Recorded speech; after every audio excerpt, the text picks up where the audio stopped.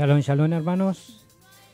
Bueno, hoy quería acomodar el error que tuvimos en la enseñanza de esta semana. La verdad que es una buena enseñanza, la familia fructífera desde el Génesis de nuestro hermano Jonathan Mira. Y la vamos a estar transmitiendo por acá por Shalom Israel Radio para que te sea de bendición. Y esperemos que esta vez no nos corten el audio por las músicas. Estoy tratando de usar músicas cover para que podamos justamente transmitir para ustedes la enseñanza sin cortes. Espero que les sea de bendición. Les bendecimos desde acá de Shalom Israel Radio, del Ministerio Cerca al Cielo. Y un abrazo también al More que ha compartido esta enseñanza, que va a ser de bendición para cada uno de nosotros. Shalom.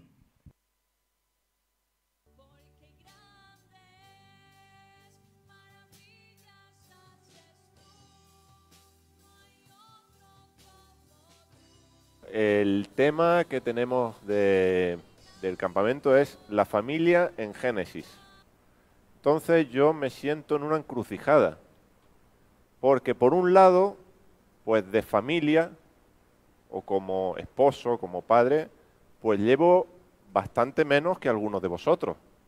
Con lo cual, experiencia en el ámbito de la familia, seguro tenéis más algunos de vosotros que yo. Poquillo más, segurísimo. Entonces, en ese lado me podéis enseñar vosotros a mí, sin ninguna duda. Y tengo muchas cosas que aprender todavía en el ámbito de la familia. No soy ni terapeuta familiar, ni psicólogo, ni consejero matrimonial, ni ninguna de estas cuestiones que tienen que ver con la familia. Esto también para vuestra expectativa, pues así ya nos relajamos todos y dice, bueno, pues ya está. Ahora bien, ¿qué me ayuda a mí? Que sea la familia en Génesis. Porque de Génesis, pues es un libro que me gusta y algo he estudiado y algo puedo compartiros de este libro en relación a la familia. Como tenemos 3 charlas, 3 estudios, hay un tiempo más, pero que creo que lo vamos a dedicar a otra cuestión que no sea la propia exposición. En primer lugar, vamos a estar viendo, si Dios lo permite, la relación entre esposos. ¿Bien? Y siempre tenemos que tener en cuenta que lo que voy a exponer lo expongo dentro de un marco general.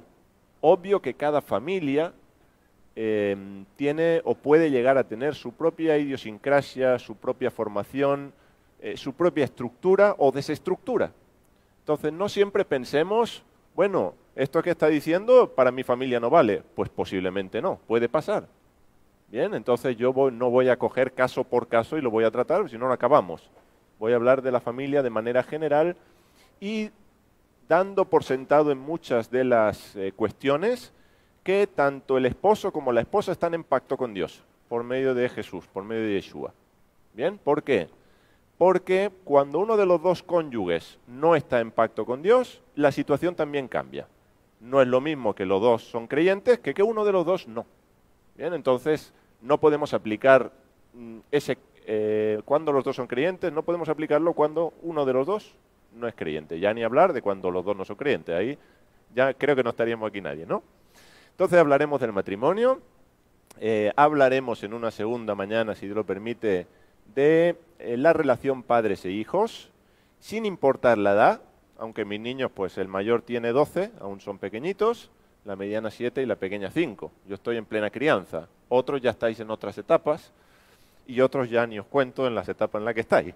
Pero, claro, pero sí es cierto que vamos a hablar de las expectativas de los padres sobre los hijos. Padres, madres, hacia los hijos. Y todo lo vamos a ver a través de ejemplos de familias en Génesis. Esa va a ser la base. Vamos a ver la familia en Génesis y diferentes casuísticas que en cada caso irá apareciendo. ¿Bien? De qué expectativas, qué proyecciones hay de los padres hacia los hijos y cómo repercute eso en la vida familiar. Porque si una cosa nos deja clara el libro de Génesis acerca de la familia, y esto también nos va a ayudar a relajarnos, es que no hay ni una familia perfecta. En Génesis no hay ni una familia perfecta. Ni siquiera el matrimonio que estaba en Edén. Porque ellos podían haber dicho, oye, estamos en el jardín, estamos en el paraíso, tú y yo, tenemos todas las mascotas que queremos aquí, felices, la frutita, mira, fresquita, ni aun ellos fueron perfectos.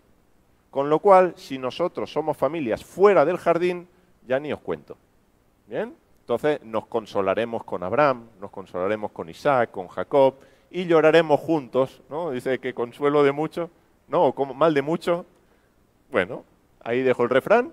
Y iremos viendo en estas familias cómo efectivamente eran familias que estaban en pacto con Dios, Dios había hecho un pacto con ellos, pero eso no estaban exentos de diferentes casuísticas que Dios mediante iremos abordando.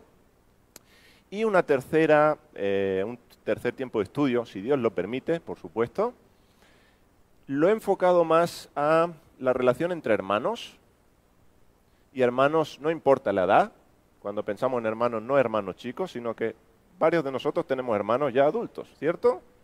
Y puede haber cosas aún con hermanos adultos que hay que solventar. Y eso también sigue siendo la familia en Génesis.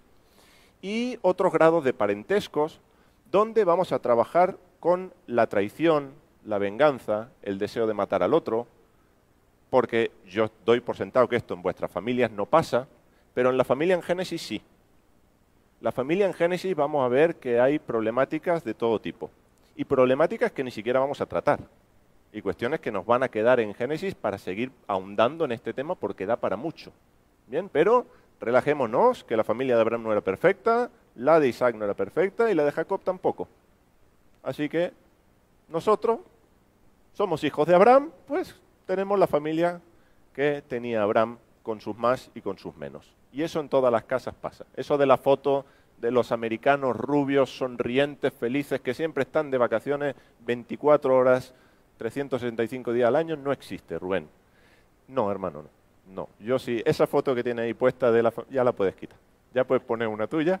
Porque en Facebook todos somos guapos, en Facebook todos salimos bien, en Facebook está todo maravilloso y nuestra familia es maravillosa. Pero la realidad de las familias, a la luz de la Biblia, a la luz de Génesis, no es la de las fotos. ¿Bien? Y es también la nuestra. Y yo le doy gracias a Dios de que eso esté en su palabra, porque nos acerca a la realidad del ser humano, que es también una realidad que nos presenta las Escrituras. ¿Bien? ¿Sí? Más o menos. Ya he dado el mapa. Ahora vamos, primera parada. El matrimonio en Génesis. Vamos a irnos a Génesis 1:28. Voy a mencionar mucha Biblia. ¿Vale? Así que os voy a pedir que la tengáis a mano. Iremos salpicando, algunos pasajes los citaré, otros los leeremos. Génesis 1:28. He añadido a unos cuantos capítulos a Génesis. Son apócrifos, el Génesis apócrifo. Muy bien, Génesis 1:28, ¿qué nos dice? Y los bendijo Dios y les dijo Dios, fructificad y aumentad y llenad la tierra y sojuzgadla, y dominad en los peces del mar y en el volátil de los cielos y en todo viviente que repta sobre la tierra. Estas son las palabras, las primeras palabras que Dios le va a hablar al ser humano. Y cuando hablo del ser humano, me refiero al macho y a la hembra, que son creados en el capítulo 1 de Génesis. Lo que en el capítulo 2 vamos a conocer como Adán y Eva. No me gusta llamar a Adán y Eva porque Eva es un nombre que le pone Adán. Y se le pone después de la caída. Al principio los dos se llaman Adán, con M. Adán con N no existe en la Biblia hebrea. Esto está en nuestras traducciones. ¿Bien? Pero al ser humano, a ese matrimonio que tenemos en Génesis 2, esto es lo que Dios les bendice y les dice. Entonces tenemos una bendición y tenemos algo que Dios les dice que tiene que ver con una misión que el matrimonio tiene que llevar a cabo. Y esta bendición y esta misión es algo que también llega hasta nuestros días, porque de la misma manera que ha llegado la bendición de fructificar y multiplicarse, el matrimonio, cada uno de los matrimonios que están aquí, también tenemos la misión de señorear. De hecho, como veremos probablemente, los problemas en el matrimonio surgen porque los dos quieren señorear. Si no, no habría problemas en el matrimonio. Entonces, llevamos de alguna manera incorporado de parte de Dios algo que es fundamental. y algo que tenemos y que nos diferencia de cualquier otra criatura en esta tierra. Pero por ahora lo dejo ahí y ahora veremos qué es. Nos vamos a ir con la bendición. ¿Qué le dice Dios al hombre en cuanto a la bendición? ¿Cómo lo bendice? Fructificad y multiplicaos, llenad la tierra, ¿no? Para llenar la tierra necesitamos más de dos. Tienen que empezar a multiplicarse, fructificar. Y esta es una bendición que Dios también le da a las criaturas en el quinto día. ¿Bien? Solo reciben esa bendición las criaturas del quinto día y el ser humano. Esta es una bendición que recibimos de parte de Dios también cada uno de nosotros. Dentro del ámbito del matrimonio, Dios quiere que nos multipliquemos, que crezcamos. Pero antes de multiplicarse, ¿qué dice? Fructificar. ¿Y fructificar qué tiene que ver? Con dar fruto. Y uno lo puede entender a nivel físico, que eso sería tener hijos, tener descendencia, y esto está en el texto evidentemente, pero tenemos también una lectura que no solo es física, que es espiritual, que tiene que ver con dar fruto. Y cada uno de los matrimonios aquí presentes, una de las cosas con las que Dios te ha bendecido, fíjate que no es un mandamiento, es una bendición, fructifica. Y esas palabras de Dios para tu matrimonio tiene que ver con un regalo de su parte, unas palabras de bien que salen para la vida, para tu vida y para la vida de tu esposa, de tu esposo. Fructificad, multiplicaos. No es un mandamiento, es la voz de Dios hablando a la vida de tu matrimonio para que podáis llevar fruto. Y esto es un regalo de su parte. Si la palabra de Dios no habla esta bendición, ¿cómo fructificamos? No podemos. De hecho, ¿qué dice Jesús? Separados de mí, nada podéis hacer. ¿Seguro? Yo conozco mucha gente que separada de Jesús hace muchas cosas. ¿No se puede hacer nada separado de Jesús? ¿Qué dice el mismo capítulo? Que lo que no se puede es llevar fruto. Podemos hacer muchas cosas separado de Jesús, pero llevar fruto, ese fruto que viene de Dios y que produce vida en nosotros para dar de comer y para alimentar a otros, porque ¿para qué sirve el fruto? El árbol no come del fruto que da, ¿que no? El árbol es generoso. Produce el fruto para que otros se lo coman. ¿Por qué tu matrimonio tiene que producir fruto? Para que otros coman, para que otros sean alimentados. En el caso de los hijos físicos, ¿quién tiene que comer del fruto del matrimonio? Primeramente, los hijos. Pero si lo llevamos al terreno espiritual, los hijos espirituales tienen que comer del fruto que produce ese matrimonio, que produce tu vida por la vida de Dios en ti. Y a este respecto, ¿qué ocurre en Génesis o qué ocurre en la familia en Génesis con el fructificad y multiplicaos? Que con Adán y Eva vamos bien, tienen 2, luego 3, luego dice que tuvieron hijos e hijas, muy bien. Llegamos a Noé, carnet de familia numerosa. Seguimos adelante. Espérate un momento, que la cosa ha cambiado.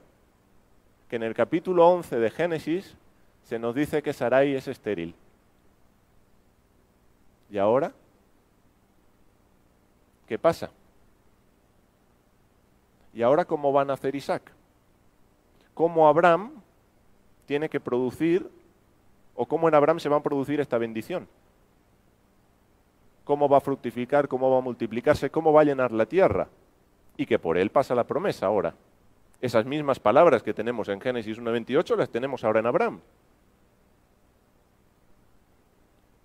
Te voy a hacer padre de muchos. Claro, y no tengo ninguno. Y no solo no tengo ninguno, sino que tengo la imposibilidad de tenerlos, que es mi esposa y el útero de mi esposa que está literalmente muerto. Pero es que la cosa no termina ahí, porque se ve que de tal palo tal astilla. Y cuando llegamos a Isaac, se casa con una mujer que es, y además escogida por Dios. Porque cuando Abraham, y esto lo tenéis en Génesis 24, cuando Abraham manda a su siervo, le dice, ve a buscar el siervo ¿qué hace? Vamos a hablar, Dios, un momentito, porque mi amo tiene un deseo, y a mí me parece muy bien, pero mujeres hay unas cuantas. ¿Cómo voy a saber yo? Pues mira, que pase esto.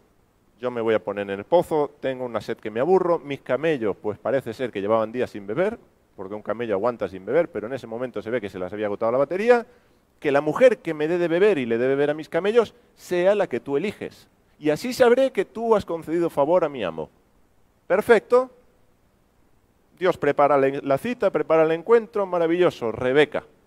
Ah, Rebeca, qué bien. Y Rebeca es estéril. Una mujer escogida por Dios para que su plan, su propósito se cumpla, sigue siendo estéril. Y lo que supone en aquella época, que no es lo mismo que hoy. Hoy hay mujeres que no quieren tener hijos, pero en la antigüedad no tener hijos era una vergüenza. Era ya quedar como Sara, muerta. ¿Para qué esa mujer que no podía darle, y además es muy curioso, en el texto hebreo dice, tuvo un hijo para Abraham, o tuvo un hijo para Jacob, o tuvo un hijo para, los hijos eran para el varón, porque eran los hijos los que edificaban la casa del varón. Rebeca, escogida por Dios, estéril. Dice, bueno, Jacob va a mejorar la cosa, ¿verdad? El nieto va a aprender de los errores. ¿Y en quién se fija? Le dan a Lea, pero ¿en quién se fija? En Raquel. ¿Y Raquel era? Tenían buen ojo estos, ¿eh? Raquel estéril. ¿Y de Raquel quién viene? José. ¿Y de José? De José y Benjamín. ¿Y de José quién viene? Efraín y Manasés. ¿Y Efraín? ¿Cuál es el curso que Dios tuvo para Efraín? ¿Cuál es la importancia de Efraín para el plan de Dios? Tenemos toda la literatura profética que nos van a hablar de Efraín. No exclusivamente la literatura profética, pero también la literatura profética nos va a estar hablando de Efraín. Entonces tenemos una esterilidad matriarcal que se va dando en Sara, en Rebeca, en Raquel, y tenemos más, pero ya no están en Génesis. Entonces la familia en Génesis, ya en Éxodo no me meto. Tenemos algo que aprender de aquí, y es que, bueno, tenemos muchas cosas que aprender de aquí, pero en relación a lo que estábamos hablando de que cada matrimonio tenemos que fructificar y que eso es una bendición de Dios, como Jesús nos dijo, separados de mí nada podéis hacer. La vida de Dios solo la puede producir Dios. La vida de Dios en tu matrimonio solo la puede producir Dios. Y es un regalo, es una bendición y hay que tomarla así. Decimos, y está bien que lo digamos, ¿sí? No, nadie, ahora de pronto ya nadie más diga eso. Dios te bendiga. Pues gracias. ¿Qué es Dios te bendiga? ¿Qué es Dios te bendiga? Pues por ejemplo, que Dios te haga fructificar, que Dios te multiplique, que Dios bendiga tu matrimonio, que en tu matrimonio haya fruto. No solo físico, no solo de hijos, que lo tiene que haber físicos y espirituales, sin ninguna duda, sino también que haya el fruto del Espíritu en tu matrimonio. El amor, el gozo, la paz, la paciencia, la bondad, la benignidad. ¿Quién produce el fruto del Espíritu? Y aparece, ¿no? ¿Quién lo produce? Sino la vida de Dios en nosotros. Nosotros, no importa el género ahora, seamos hombres o mujeres, tenemos la misma esterilidad que las matriarcas. Tenemos la misma imposibilidad para producir vida. Pero somos la mujer del pacto. Porque Dios no solo escogió a Abraham y a Sara. Dios no solo escogió a Isaac, escogió a Isaac y a Rebeca. Dios no solo escogió a Jacob, escogió a Lea, porque no se le escapó, a Jacob se la colaron, pero a Dios no, y a Raquel. Y precisamente, ¿por qué esas mujeres con esa imposibilidad? Para que el nombre de Dios sea glorificado, para que no dependa del que corre, ni del que quiere, sino que dependa de Dios. Y el plan de Dios se lleva a cabo porque Dios quiere. Y esa bendición que Dios pronuncia al principio, en el primer capítulo de la Biblia, para el matrimonio, se produce porque Dios quiere. Y no depende de nosotros, depende de Él, porque la gloria es para Él. Así que de la misma manera que Israel existe porque Dios lo creó, donde no era posible que existiera, Dios hizo que hubiera vida, de la misma manera la vida de Dios está en ti a través de su Espíritu, porque la recibimos a través de su Espíritu en cada uno de nosotros.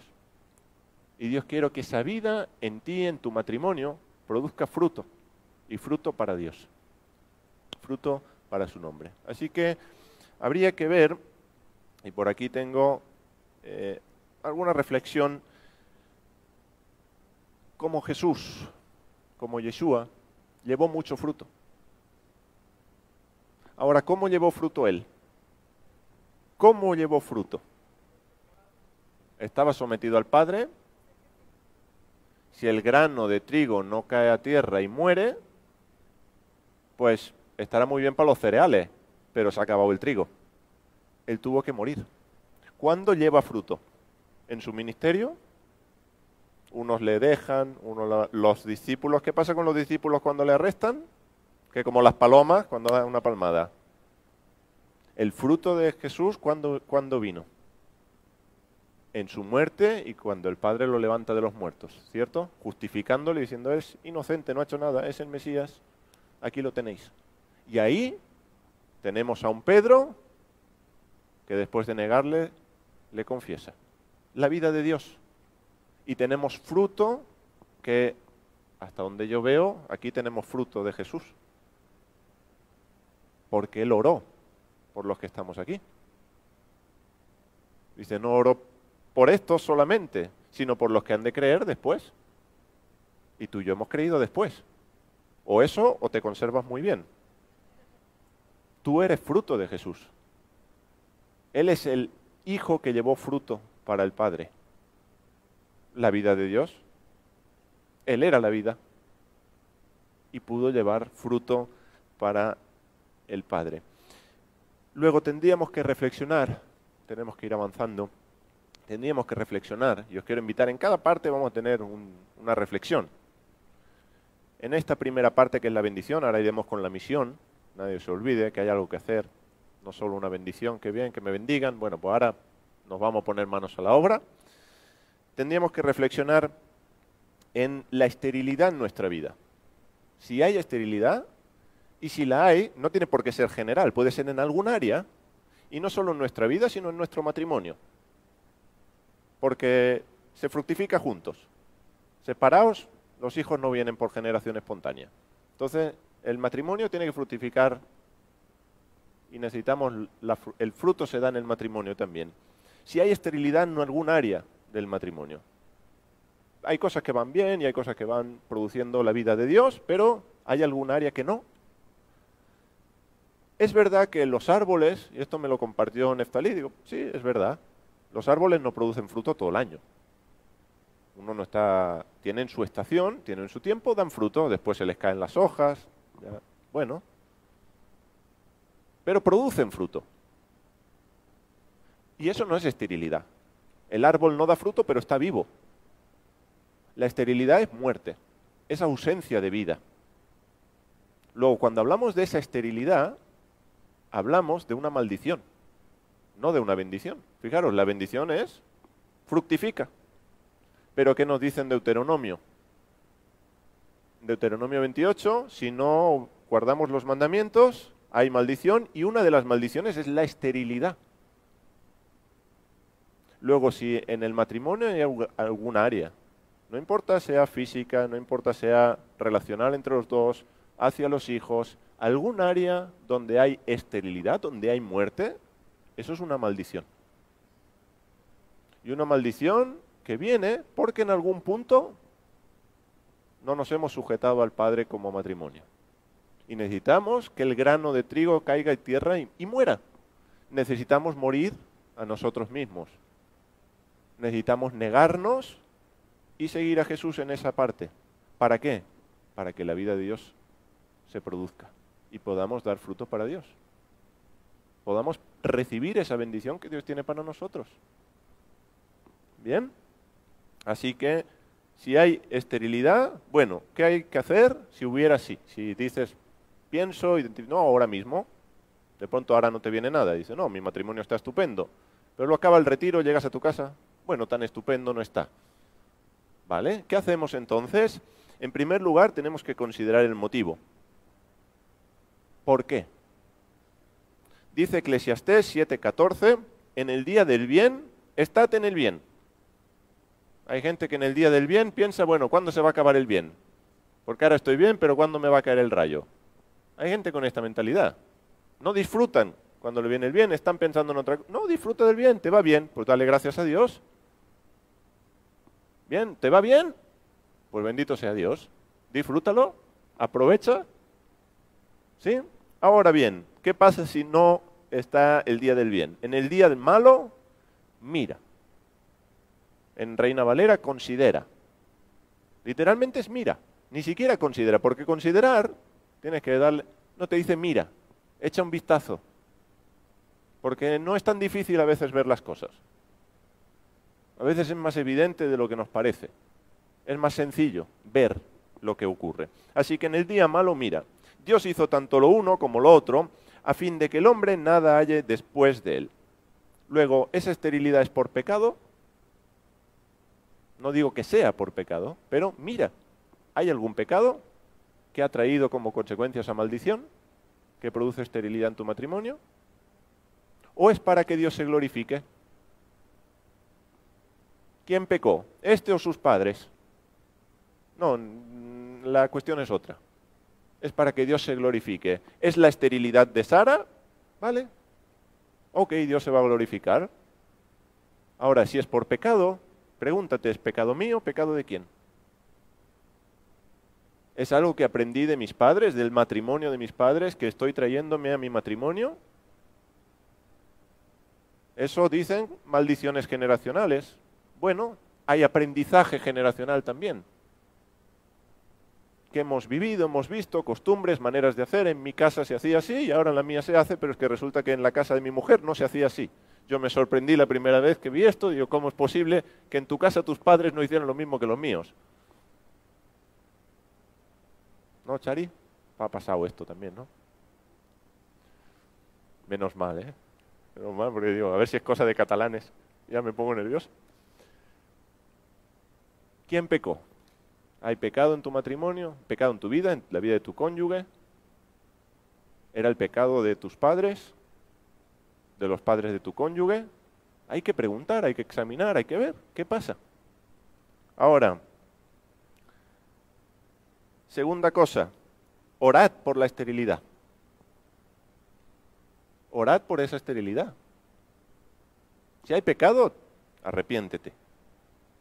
¿Sí? Es otro de los puntos. Pero puede ser que tal vez no, ora. ¿Cuándo Rebeca dejó de ser estéril? Cuando Isaac oró. Lo comenté allí en Torrox, que es muy bonito cómo se expresa en hebreo, porque dice que Abraham intercedió por Rebeca, ante Rebeca, es decir, estaba ante su esposa, no es que se fue a orar por ella.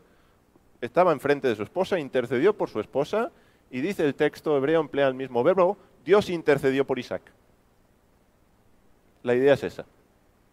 Y es muy bonito, ¿no? Pensar que Dios actúa en favor de Isaac, porque Isaac está actuando en favor de su esposa al pedirle a Dios que le quite la esterilidad. Y en ese momento, ¿sí? ¿Cuándo oró Abraham por Sara? ¿Cuándo oró Abraham por Sara? ¿No oró por Sara?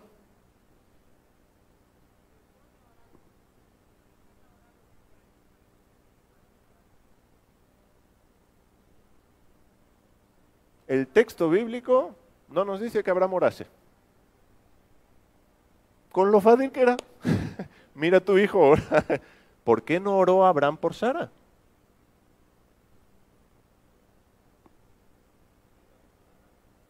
Sí, pero nunca se le ocurrió orar. Ahora, ¿cuándo vemos que Dios actúa y Sara deja de ser estéril? ¿Después de qué episodio? Génesis 21, Isaac nace. ¿Qué pasa en Génesis 20? Ya he dicho que alguno lo leeríamos y otro lo citaríamos, ¿eh? Venga, vamos a despertarnos con Génesis, ubicarnos. Yo soy mal citador, pero Génesis 20, Abraham y ¿qué rey? Faraón ya queda muy lejos, pero hay otro rey.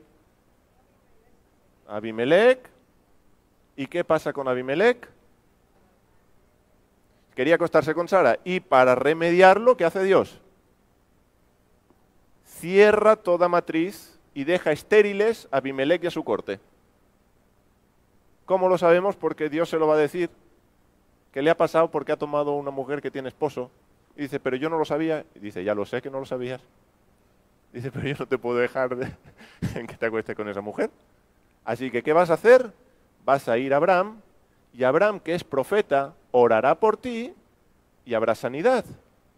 Así que, qué curioso, porque Abraham, es verdad, no oró por la esterilidad de su esposa, pero oró por la esterilidad de otros.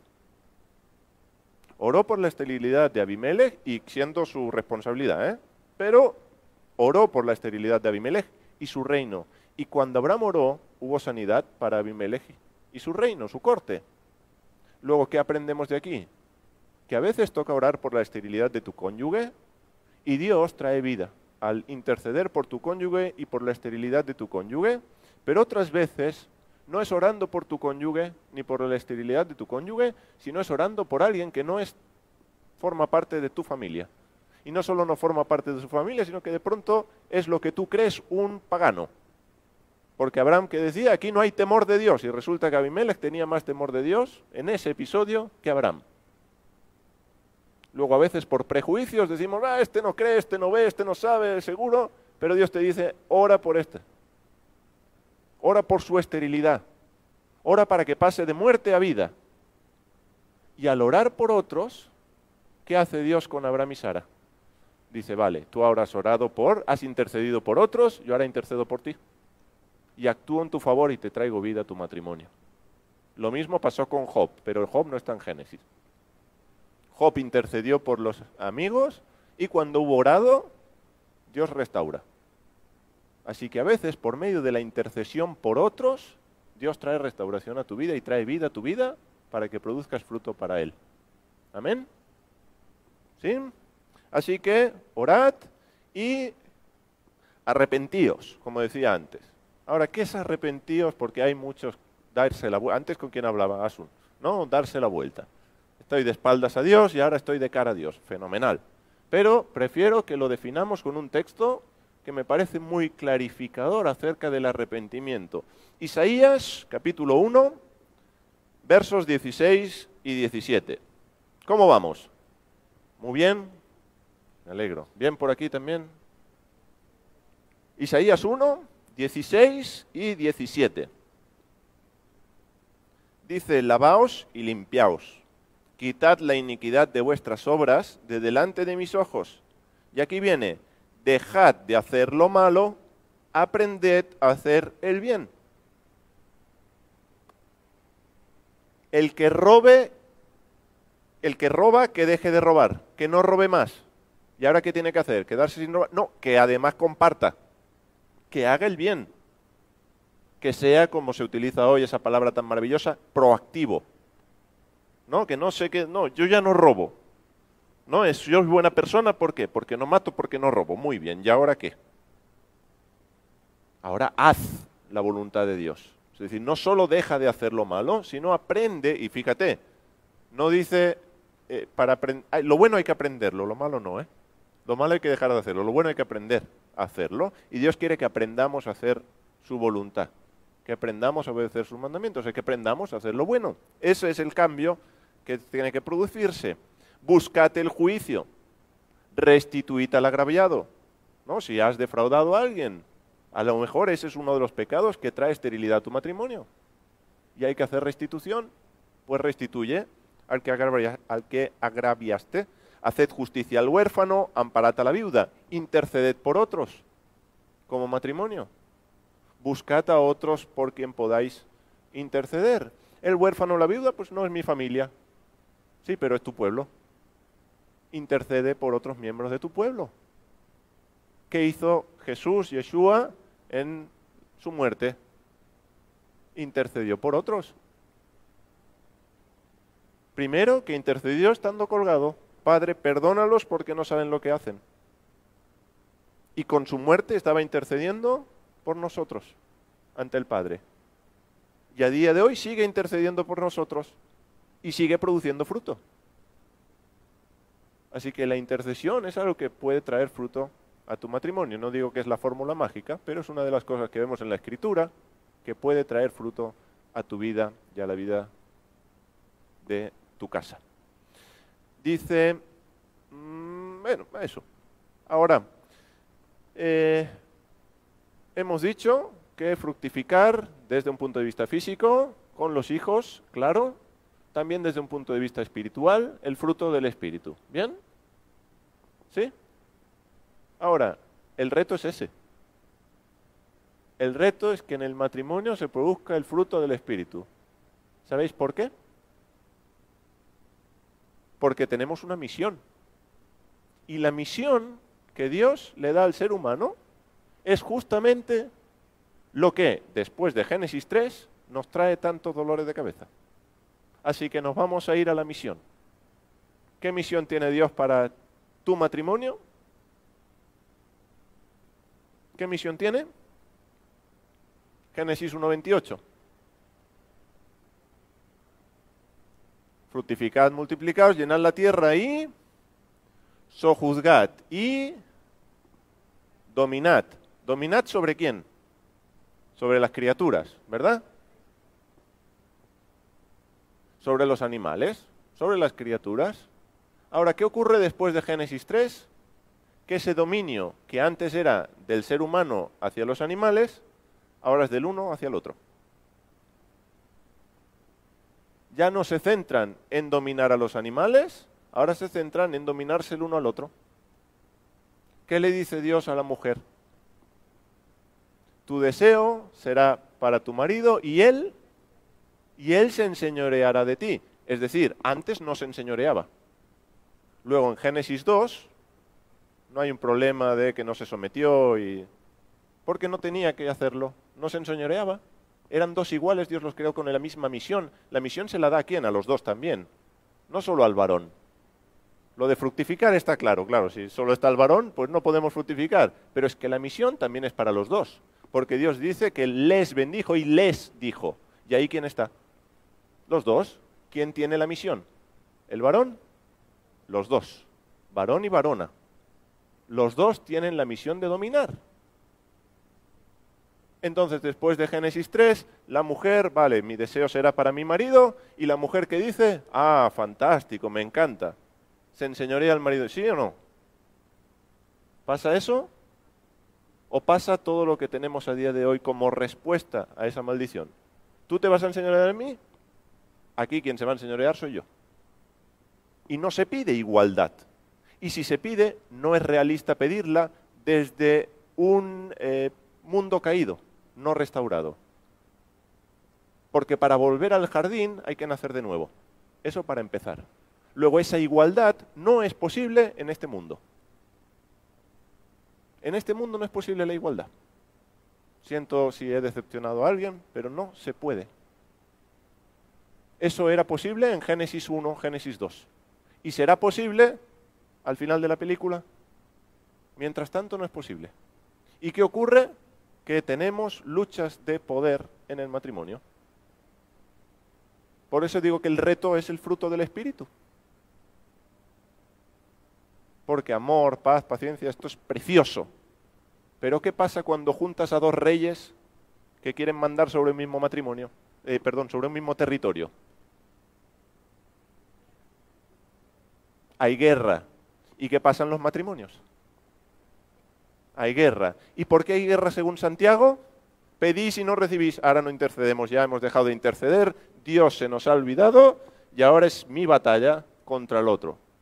¿Sí? Y nos armamos. ¿Sabéis que lo primero que hacen Adán y Eva cuando pecan? ¿Qué se hacen? Eran costureros, maravillosos, saben hacer de toda esta gente. ¿Qué se hacen? Fuerte. Delantales. No, porque un delantal te sirve para cocinar, te sirve para limpiar. Ellos no querían delantales. ¿Qué se hacen?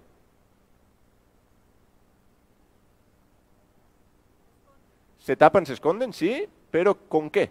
¿Qué utilizan? Con hojas de higuera. ¿Y qué elementos se hacen con las hojas de higuera? ¿Alguien lo sabe? Un talabarte. ¿Quién sabe lo que es un talabarte? Un cinto donde se cuelgan las armas. ¿Para qué querían un cinto para colgarse armas? Para defenderse del otro. Porque ahora el otro ya no es una carne. Ahora el otro es el otro. Ahora el otro es la mujer que me diste. Tal cual. ¿Sí? El pecado desestructuró absolutamente todo. Desestructura al ser humano, a uno mismo nos desestructura, desestructura las relaciones con el otro, nos desestructura el entorno y la relación de nosotros con el entorno y desestructura nuestra relación con Dios y la relación de Dios con nosotros. Todo queda desestructurado, el cosmos entero, sí. Se produce esa desestructura, luego que hay ruptura en el matrimonio. Y no hace falta que se llegue al divorcio. Puede haber fisuras que se van haciendo en el matrimonio y que van separando y que van distanciando y que van poniendo tierra de por medio entre esos dos reyes tan fantásticos que están puestos para trabajar juntos pero que no saben y que tienen que aprender a hacerlo. Y este es la base, según Génesis, del, no diré todos, por si acaso hay alguno que se me escapa y que no sé, que puede pasar, pero es la base importantísima para los conflictos en el matrimonio. Dos reyes que están creados para reinar, pero que lo hacen desde Génesis 3. Ahora, pregunto, así rompemos un poquito el hielo, un poquito más. Quiero que pienses en una cualidad tuya, y quiero que sea rápido, ¿sí? No tenemos tanto tiempo. Una cualidad que te defina, una palabra que tú digas, yo soy esto. Esto me define. Una palabra. Piénsalo, rápido. ¿La tienes? Sí, no podemos tardar mucho. Una cualidad que te defina. Soy guapo, soy... ¿Qué? Una que te defina. Una que te defina, una. Cualquiera, no es un examen. ¿Qué te define? Tú dices, yo soy y esto me define a mí. Bueno, cualidades físicas. ¿Quién ha pensado en alguna cualidad física? No, dice, porque no tengo ninguna. Hombre, por favor, claro que tenemos cualidades físicas. Cualidades mentales. Soy inteligente, responsable. Cualidades social. Cualidades emocionales. ¿Nadie? Bueno, decidme qué cualidad, Mari Carmen. Creatividad. Mansa. ¿Qué más? Memoria, buena memoria. Una cualidad mental fenomenal. Por eso Israel, ¿verdad? Israel no ha preguntado, ¿se va a grabar? ¿Por qué él se va a acordar? Recursiva. Impulsiva. ¿Vale? Por aquí, no es fondo sur, es fondo este. ¿Qué? Rubén, ¿qué has pensado? A ver, ¿tú has entendido el enunciado? Cualidad. Tranquilo. Pacificador. Bueno, de los pacificadores del reino de los cielos. Paciente. Son dos cosas diferentes, ¿eh? Pero... ¿Qué más? Por aquí, Granada. Humberto, ¿qué cualidad?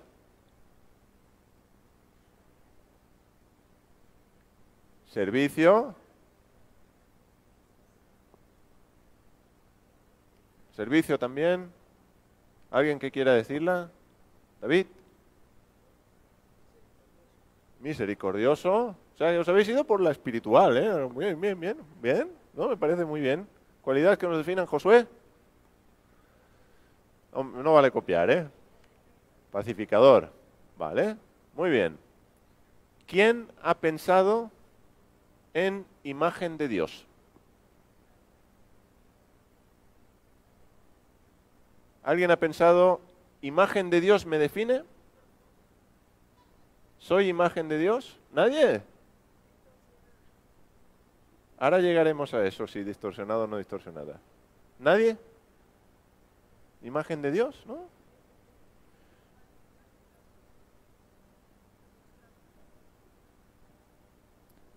¿Sabéis cuál es la única diferencia? Porque hay animales muy pacientes. Hay animales muy impulsivos. Hay animales muy mansos. Luego, ¿eso te diferencia de una paloma? Hay animales muy creativos. Hay animales con muy buena memoria. ¿Eso te diferencia de un delfín? ¿De un elefante? ¿Esa es la cualidad que tú dirías, esto me define? ¿Sabes que la única, según Génesis 1 y 2, la única diferencia, la única, entre tú y cualquiera de los animales, la única diferencia entre tú y un gusano es que tú has sido creado a imagen de Dios? La única. Porque Dios también moldeó a los animales. Moldeó al Adán, sí, pero moldeó a los animales. Ah, pero espera, Dios sopló aliento de vida. Tenemos el soplo de Dios, los animales también. Si no, no respiran. Ellos tienen Neshama en hebreo igual que tú. Esa no es la diferencia. La diferencia es que tú has sido creado a imagen de Dios. Ahora, ¿sabes una cosa? Que tu cónyuge también. Y ahora, espejito, espejito. ¿Quién es más imagen de Dios? Porque ¿para qué crea Dios el hombre a su imagen?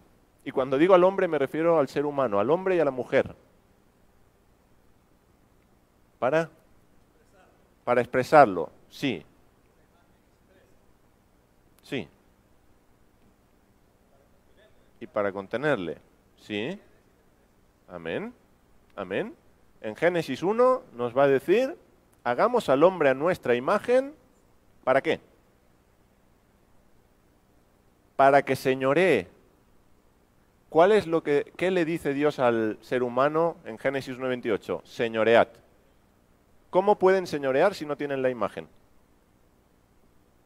No pueden. Por eso tienen que tener la imagen, o ser creados a imagen de.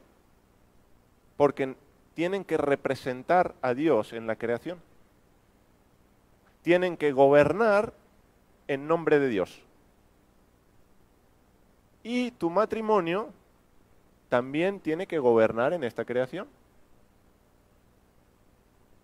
Sois un rey y una reina que tenéis que ser representantes de Dios en esta tierra.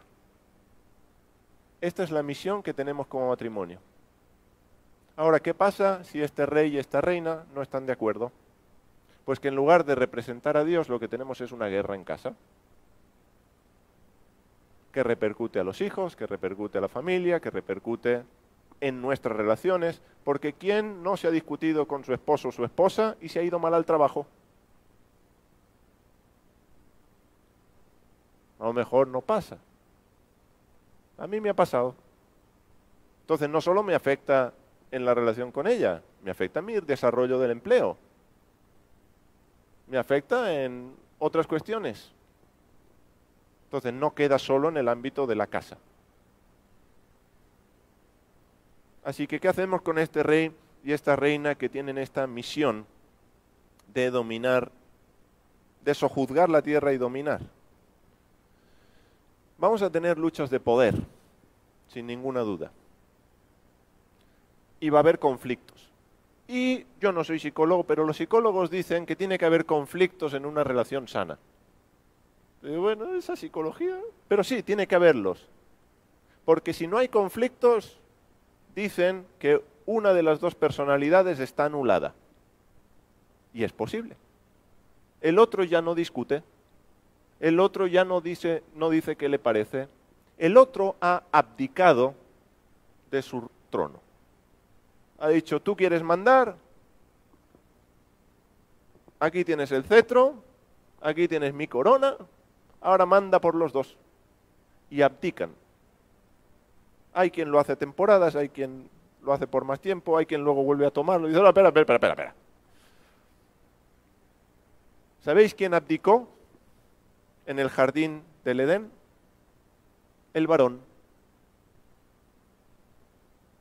Depende cómo tengamos nuestra traducción bíblica. Mi Biblia dice, ¿no? Pues en mi Biblia dice que en el momento de que Eva toma, iba a decir la manzana, pero eso iba a ser muy, muy exagerado ya, porque sabemos a estas alturas que manzana no había. Cuando toma el fruto, dice que le dio también a su marido. Sí, ¿sabéis por qué le da a su marido? No porque está hablando con la serpiente y, Adán, mira, porque estaba con ella. Estaba con ella. ¿Qué Adán era sordo? ¿Por qué Adán no intervino en ningún momento de la conversación? ¿Por qué no le tiró una piedra a la serpiente? ¿Por qué no le dijo, esto no es lo que Dios dijo? Dios dijo, de tocar el árbol no dijo nada. Estás añadiendo la palabra. Satanás, serpiente, ¿tú quién eres para estar hablando con mi mujer? ¿Por qué no actuó? Él tenía la tarea de señorear también sobre la serpiente. ¿O no era una criatura de las que Dios le había dicho, señoread sobre estas criaturas? Un rey que había abdicado de su trono. Así que sí, puede ser, no hay conflictos porque uno de los... Bueno, no hay conflictos entre el matrimonio, pero ¿qué consecuencias luego trae? Las decisiones del otro rey o la otra reina. En el caso de Adán y Eva, pues ya las vemos, ya las tenemos. Son palpables para nosotros incluso hoy. Ahora, también puede ser que no haya conflictos porque los dos están de acuerdo en desobedecer a Dios. Y hay unidad en la desobediencia. Y eso también puede pasar. Y puede pasar en familias creyentes. Ananías y Zafira, ¿os suenan? Nos hemos ido de Génesis un momentito, ¿eh? Ahora volvemos. Ananías y Zafira no tuvieron un conflicto, no discutieron, pero estaban de acuerdo en hacer lo que no era la voluntad de Dios, en engañar al Espíritu Santo, como luego les dirá Pedro. Así que puede ser que no haya conflictos porque uno de los dos ha abdicado, pero puede ser que no haya porque de pronto están de acuerdo en hacer lo malo.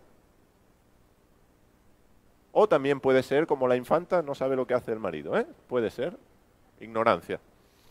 Pero bueno. Entonces, si los dos reyes, el rey y la reina, lo estoy diciendo en este lenguaje, se entiende, ¿no? El rey de reyes sabemos quién es. No estamos tomando el lugar de Dios. Pero, entonces, si el rey y la reina son personas más o menos sanas, van a haber conflictos. Ahora, ¿cómo se resuelven esos conflictos? Con diálogo, con acuerdos, cediendo territorio, armando ese cinto, colgando nuestras armas y decir, vamos a ver quién se sale con la suya. Y ojo, que hay muchas formas de pelear las batallas, que no todos los reyes pelean las batallas de una manera agresiva, belicosa. Hay reyes que manipulan, reyes y reinas que utilizan la manipulación para ganar las batallas. Reyes y reinas que utilizan lo de proverbios, gotera constante. Y cae, y no arman un escándalo. No necesitan pelear, no, pero continuamente, pum, pum, pum, pum. Pues yo creo que se tendría que hacer esto. Al otro día, pues se tendría que hacer esto. Y otra vez, y otra vez, y otra vez, y otra vez, y otra vez, y después se hace esto. Porque el agua, por la constancia, llega a agujerear la piedra. Y ya puede ser uno duro pero como vaya goteando continuamente, estás perdido. Entonces, no pensemos solo que hacer la guerra es armar un... No. Cada rey tiene su estrategia de guerra. Cada reina tiene sus estrategias, sus armas para pelear. Ahora, ¿cuál es el remedio? ¿Qué podemos hacer para esto? Pues vamos a poner un ejemplo. ¿Nos da tiempo? Todavía. Estáis más o menos en parejas. ¿Sí? Pareja, pareja, pareja, pareja, pareja, pareja, pareja, pareja, pareja, pareja, casi pareja. Estáis casi en parejas. Y esto es rápido, ¿vale? Vamos a hacer un juego muy sencillo, una dinámica, así que, venga, que os veo aquí muy cómoditos. Muy fácil. Uno de los dos va a cerrar un puño fuerte, fuerte, fuerte, fuerte, rápido. Uno de los dos, el puño fuerte, cerrado, fuerte, fuerte, fuerte. No, uno de los dos. No, ya tenemos dos reyes que quieren cerrar el puño. No, un rey cierra el puño y el otro se lo tiene que abrir, ¿vale? Así que a la de ya, uno cierra, pero fuerte. No os dejéis abrir el puño. Fuerte, fuerte, fuerte. Y el otro abriendo fuerte el puño. Vamos, rápido, rápido, rápido, rápido. Venga, fuerte. Fuerte, fuerte, fuerte. Nada. ¿Está? Es más fácil, ha costado menos. Vale, vale, vale. No quiero por favor, heridas ni... Tenemos enfermería y enfermera, pero no la vamos a hacer trabajar todavía. ¿Vale? Vale. Un voluntario. Que venga aquí, por favor. Voluntario, voluntaria, me da igual. ¿Quién sale? Rápido. Vale. Tú vas a cerrar el puño fuerte. ¿De acuerdo? No, no. Tú vas a cerrar el puño fuerte. ¿Vale? Ciérralo fuerte, fuerte, fuerte. Te pido que lo cierres muy fuerte. No. No. Ahora te imaginas. Te hago una llave y te veo aquí tumbado. No lo esperaría ahí nadie, ¿eh? ¿Lo tienes fuerte cerrado? Te pido que lo cierres muy fuerte. Vale. Y ahora te pido, por favor, que abras muy despacio la mano, despacito, despacito. Gracias. ¿He conseguido que abriera el puño? ¿He hecho fuerza? Gracias. No me ha hecho falta hacer fuerza, ¿cierto? Fijaros que el ser humano lo primero en que piensa a la hora de ganar su combate es en pelear, en hacer fuerza, en utilizar la fuerza para derrotar al otro, para que el otro acabe haciendo lo que yo quiero hacer o lo que yo quiero que se haga. Y a veces no necesitamos utilizar la fuerza. ¿Qué nos dice o qué consejo nos da, más que consejo, diría qué mandamiento nos da Pablo para remediar Génesis 3? Porque Génesis 3, ¿qué es? Una lucha de poder. ¿Cómo se solucionan las luchas de poder? Someteos los unos a los otros. Someteos los unos a los otros. Esto es lo que remedia a dos reyes que quieren mandar desde Génesis 3. El servicio al otro. El que está sirviendo ya no tiene tiempo para agarrar la espada, no tiene tiempo de en ese cinturón para colgar las armas, porque ¿qué tiene puesto? No tiene puesto un cinturón, tiene puesto una toalla. Y en el matrimonio, si tenemos puestos nuestros talabartes, pelearemos. Lo que tenemos que tener puesto es la toalla para servir al otro. Y en ese momento somos reyes, no que han abdicado, sino que siguen el ejemplo de nuestro Rey de Reyes. ¿Qué hizo Jesús? ¿Qué hizo Yeshua?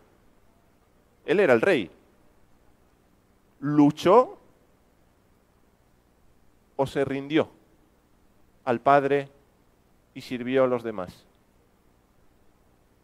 En el sometimiento mutuo, y por eso Pablo se está refiriendo, dice, someteos los unos a los otros, las casadas a sus esposos, y los esposos amen a las esposas, como Cristo, que se entregó a sí mismo, ¿vale?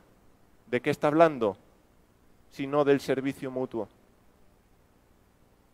Y esto no tiene que ver ni con machismo ni con feminismo, esto tiene que ver con el reino de Dios, y cómo un matrimonio tiene que vivir la misión de Dios en su reino, sirviéndose el uno al otro. Porque en ese servicio el uno al otro, ¿qué se está edificando? No solo al otro, se está edificando la casa de Dios. Y la manera, y no vamos a tener tiempo de verlo, pero la manera de llevar a cabo la misión de señorear es edificando la casa de Dios. Cuando llegan a la tierra prometida, a Josué le dicen que los mismos términos: sojuzgad la tierra, dominad. Y lo que dice a continuación, no recuerdo el texto, pero uno de los textos aparece, es edificad mi casa. De esa manera. ¿Por qué? Porque al edificar la casa está diciendo, aquí quien gobierna es Dios. Aquí quien manda es Dios. Y en el servicio en uno al otro, el mensaje que tú estás diciendo es, aquí manda Dios. Porque ¿quién lleva los pantalones en tu casa? Espero que Dios. Espero que sea Dios el que lleva los pantalones en tu casa. Pues si no, los pantalones los llevo yo. No, los pantalones los lleva mi mujer. No, espero que los pantalones los lleve Dios. Porque tú y yo no tenemos que llevar pantalones, tenemos que llevar toalla. Por eso el someteos los unos a los otros. Por eso ese haya pues en vosotros ese mismo sentir que hubo en Cristo Jesús, el cual no estimó el ser igual a Dios como cosa que aferrarse, sino que ¿qué hizo? Se humilló a sí mismo. ¿Y qué forma tomó? De siervo. Entonces, ¿era el rey de reyes? Sí. Tomó la forma de siervo. ¿Tú eres un rey? Sí. ¿Tú eres una reina? Sí. ¿Qué forma tienes que tomar? La de siervo. Llevar la toalla. ¿Te ha gustado, Asun? Llevar uniforme, toalla. Uniforme, toalla. No estaría mal, como ejercicio práctico un día llevar una toalla que nos recuerde, oye, soy un siervo. Soy un siervo. Ejercicio práctico para casa. Después me mandáis un vídeo con la toalla. Muy bien, tenemos que seguir el ejemplo de Jesús. Ahora, ¿qué hora tenemos? Oh, vamos bien, yo pensaba que íbamos más tarde. He corrido además para que nos diera tiempo. Vale. Pues mira, vamos a hacer algo también. Primero, nos tenemos que preguntar si estamos llevando a cabo la misión de Dios. Si estamos reinando. Si estamos gobernando en este mundo. Y tú dices, pero a ver, yo no soy político, yo no soy alcalde, ya, pero tú tienes una pequeña parcela o una grande parcela de este mundo. Y Dios te ha puesto ahí. Dios ha puesto tu matrimonio, ha dicho, pues aquí. Y este es el área de influencia de este matrimonio. ¿Estás gobernando, representando a Dios y diciendo aquí gobierna Dios? Si estás llevando la que bien, está bien, estás llevando, pues bendito sea Dios. ¿No la estás llevando a cabo? ¿Has abdicado? ¿Has hecho como Adán y has dicho, mira, yo mejor no digo nada, mejor que haga, que deshaga y que sea lo que Dios quiera?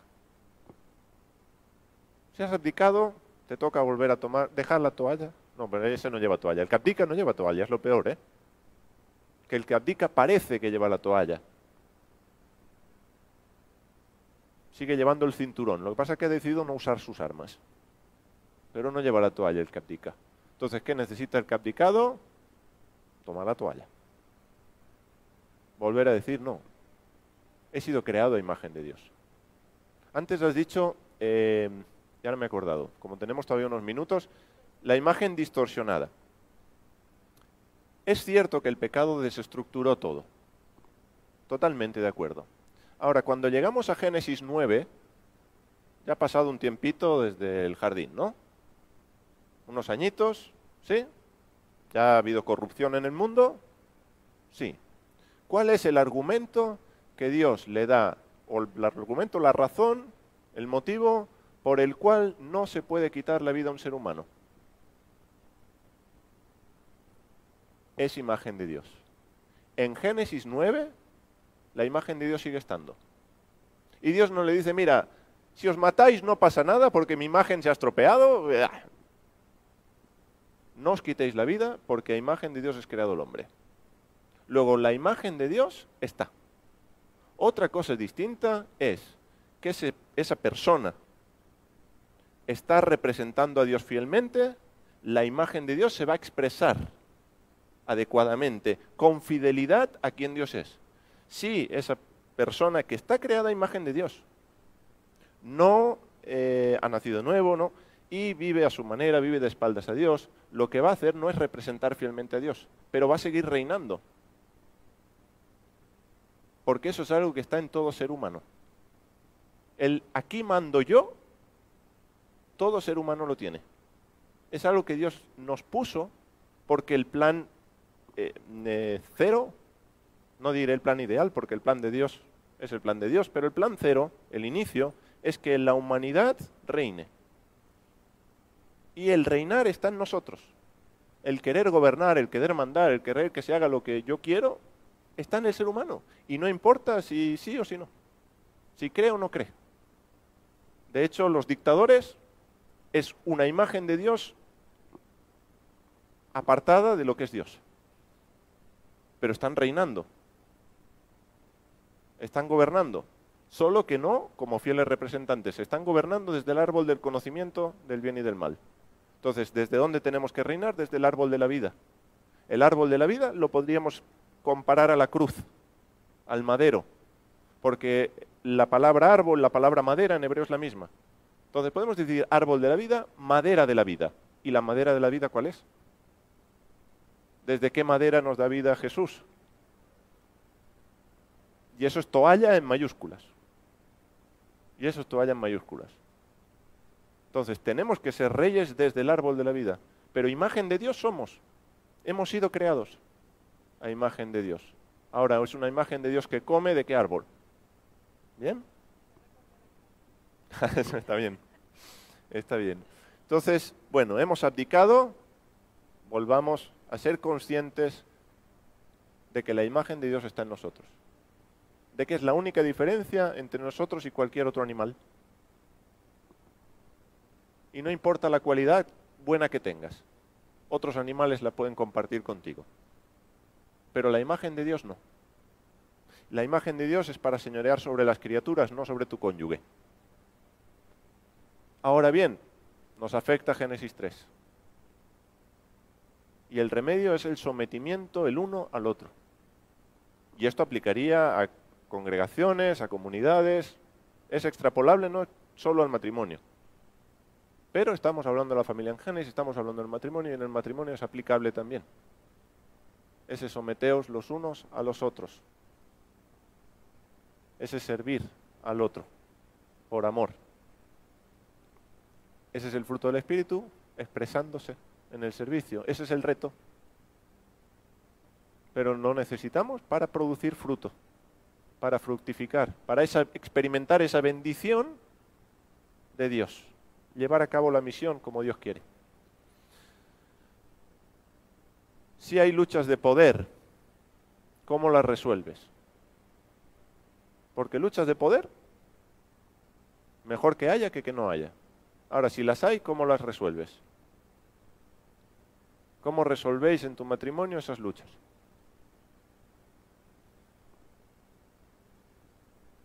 Primer paso, si no las estamos resolviendo bien, con guantes de boxeo. Se llevo la toalla y los guantes. Si no estamos resolviendo bien esas luchas de poder, primer paso, arrepentirnos. ¿Y qué es arrepentirse? Dejad de hacer lo malo y aprended a hacer lo bueno. Deja los guantes y aprende a usar la toalla. Aprende a lavar los pies. Y es difícil, ¿eh? O sea, no hablo desde una utopía, porque no llevo muchos años casado, pero lo suficientes como para saber que la toalla no siempre dan ganas de usarla para lavar los pies. A veces la toalla...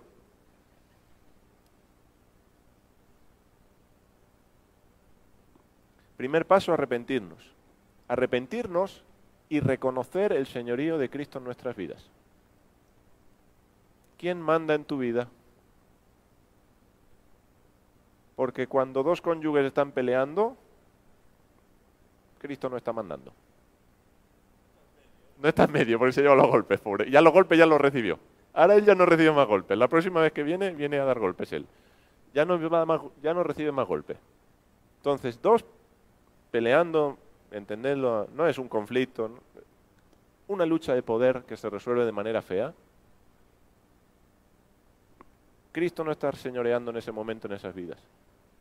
Ahí no se está expresando a Dios. Ahí no se está llevando a cabo la misión de Dios. Aunque fijaros, es mandar, gobernar, es señorear, sí, pero no de la manera que Dios quería. ¿Bien? Segundo, someteos los unos a los otros, lo que hemos dicho ya. El siguiente paso no solo queda en me arrepiento, sino que aprendo a hacer lo bueno, paso a la acción. Pido perdón y hago restitución, si tengo que hacer restitución, si es posible la restitución. Dios quiera que no lleguemos nunca al punto de que no poder hacer restitución con el cónyuge. Siempre podamos restituir el daño hecho. Eso es muy importante. Eso es una de las cosas que aprendí con la Torá. En la Torá no solo pides perdón, en la Torá haces restitución. Y a veces dices, ¿me perdonas? Sí, te perdono. Ah, nos perdonamos. Sí, pero ¿y el daño que me has hecho qué? Pues eso está hecho. Bueno, pues hay restitución. También entre los cónyuges, de alguna manera, para solventar el daño. Sí, como anécdota pequeñita, entre mis hijos, ya no lo hacemos tanto, pero a veces, cuando eran un poco más pequeños, cuando se faltaban el respeto, dices, vale, le has dicho una palabra fea, pues por cada palabra fea, 3 bonitas. ¿Sí? Un ejemplo para los niños, pero que a veces pasa, entre matrimonios, se dicen cosas feas el uno al otro. Por cada cosa fea, unas cuantas bonitas, ¿no? Bueno, y que tengamos el mismo sentir que hubo en Cristo, que tiene que ver con no solo reconocer el señorío de Cristo en nuestras vidas, sino en seguir su ejemplo. Porque sí, Cristo manda en mi vida, vale, Cristo manda, pero hay que tomar ejemplo, el ejemplo que Él nos dejó. Y es un sentir que tiene que haber en nosotros. Yo no sé si utilizáis mucho esa expresión o no, hay gente que es más dada, ay, tengo un sentir, ¿no? ¿Lo habéis escuchado alguna vez o lo habéis usado? Tengo un sentir que esta no es la voluntad de Dios. Tengo un sentir, ¿no? Y hay un sentir. Bueno, pues haya en vosotros un mismo sentir, el que hubo en Cristo. Y ese sentir sea el de ser siervos. Y esto es algo que se trabaja día a día. Con la conciencia de, soy un rey, he sido creado a imagen de Dios, soy una reina, pero que por causa del pecado o sirvo a los demás o me enseñorearé de los demás. Y esto es lo que pasa en el matrimonio, es lo que pasa en las escuelas, es lo que pasa en los pueblos, en los gobiernos. Esto es el resumen de cómo funciona la humanidad. En los empleos. ¿Bien? Pues nos quedan 15 minutos hasta las 9 y vamos a aprovecharlos precisamente para reflexionar. No voy a hacer un llamado, salid al frente, no. Nadie tiene que decir nada si no lo desea, y si es un testimonio que nos va a edificar, está bien. Pero es algo que vamos a hacer con Dios o incluso en el matrimonio. Y la mayoría tenéis a Paco, ¿la has dejado con la toalla? La mayoría. Pero si no es posible, reflexionemos con Dios. Primero, la reflexión, la bendición. ¿Estoy experimentando la bendición de dar fruto? ¿Hay esterilidad en algún área de mi vida, en algún área de la vida de mi cónyuge? A lo mejor tu cónyuge no lo ha visto. Puede ser, dicen que hay un yo ciego, ¿no? Una parte de nosotros que a veces no nos damos cuenta, y tu esposo o tu esposa dicen, oye, ¿te has dado cuenta que en esta área hay esterilidad?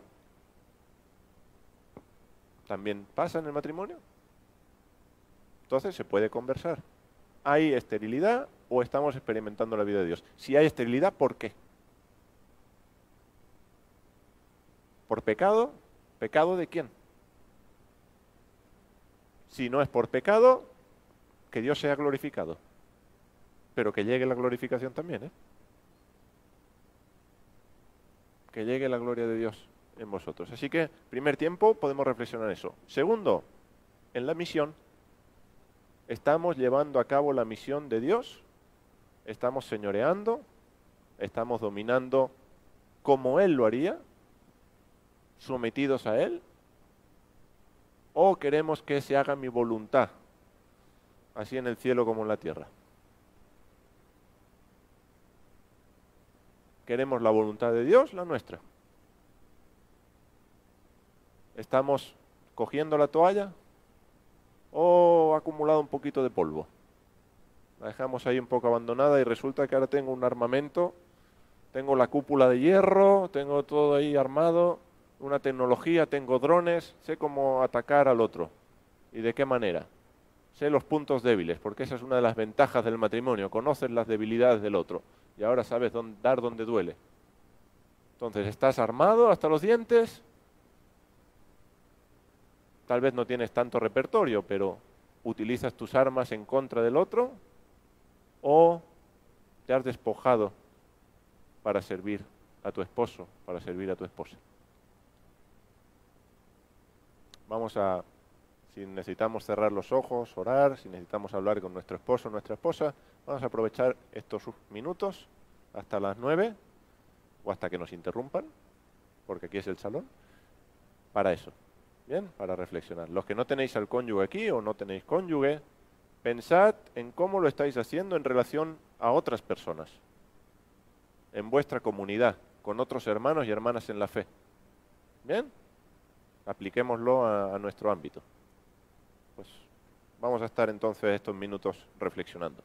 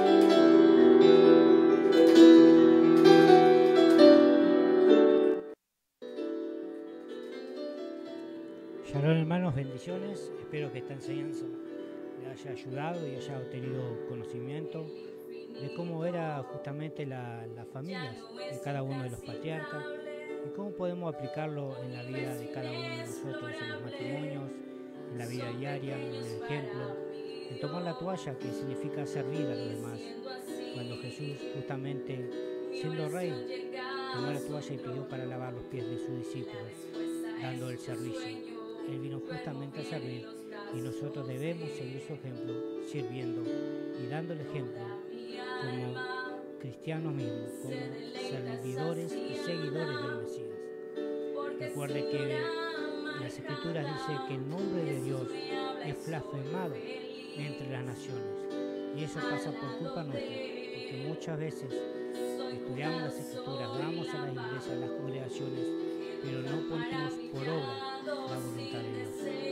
Recuerden que la bendición de Dios se recibe a través de la obediencia.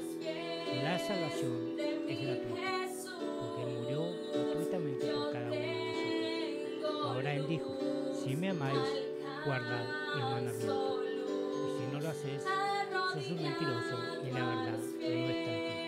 Nos despedimos con esta hermosa alabanza.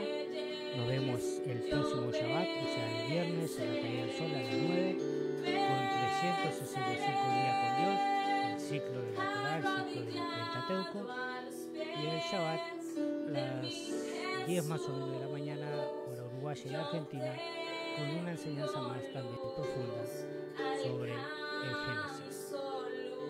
Shalom, shalom.